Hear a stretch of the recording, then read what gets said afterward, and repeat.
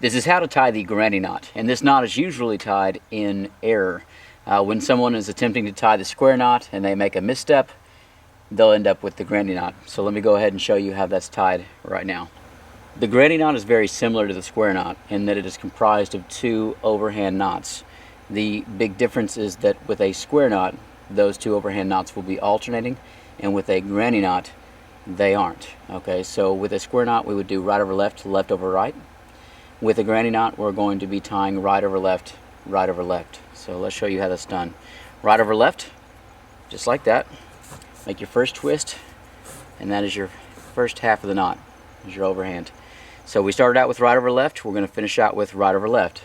So again, right over left, give it that twist, go ahead and tighten it up. And I'll tell you right now, this knot is highly inferior. You might be able to get away with it with some of the ropes, but this one's pretty unforgiving. So if I start to tighten this up, notice it starts to slip, and that's a big issue. Make sure that the knot you're tying is the correct one. So I'm going to go ahead and tighten this up again, show you some of the differences so that you can recognize if it happens to you.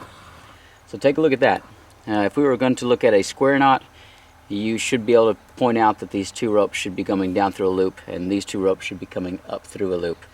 But as you can see, it's an over-under affair, and that's an issue. Okay, if you are tying granny knots and you don't mean to, you definitely want to untie that, retie as a square knot. But even if I pull, it's going to come undone. So not a very good knot.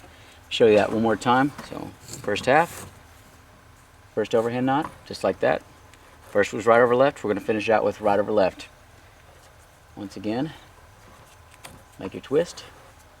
Go ahead and pull as tight as you can.